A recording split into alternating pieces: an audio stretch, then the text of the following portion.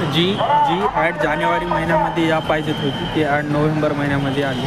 त्यामुळे या 11 महिन्याच्या कालखंडामुळे ज्या मुलांची वयोमर्यादा वाढलेली आहे अशा मुलं MPSC राज्यसेवा MPSC कंबाईन एक्झामपासून वंचित राहिलेले आहेत.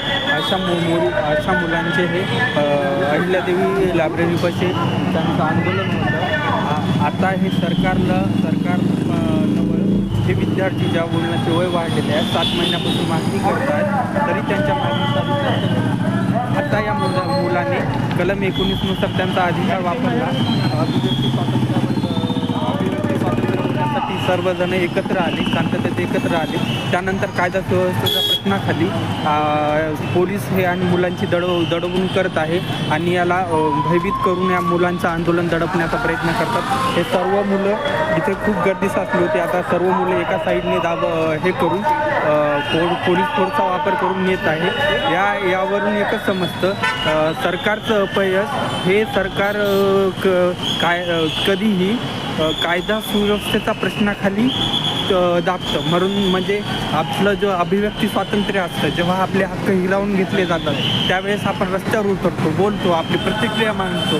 त्यानंतर जे हक्क हे सरकार कायदा सुव्यवस्था या शब्दाखाली कशा प्रकारे दडपणूक करतं याचं हे उत्तम उदाहरण आहे. ही पिढी भविष्यातले अधिकारी आहे, जी लोक ही आज वर्दीमध्ये यांचं दडपशाही करत आहे, तीच काही काळ विद्यार्थी दशेत असताना यांची हेच विद्यार्थी होते आणि त्यांची जागा भविष्यात हेच विद्यार्थी कालखंडाने IPS PSI तहसीलदार नायब तहसीलदार म्हणून घेणार आहेत. अशा मुलांची हे आंदोलन पोलीस कायदा आणि सुव्यवस्थेखाली उत्तम प्रकारे दडपशाही करत आहे. इथे आपल्याला संविधानाने आपल्याला अभिव्यक्ती स्वातंत्र्य दिलेलं आहे, भाषण स्वातंत्र्य दिलेलं आहे.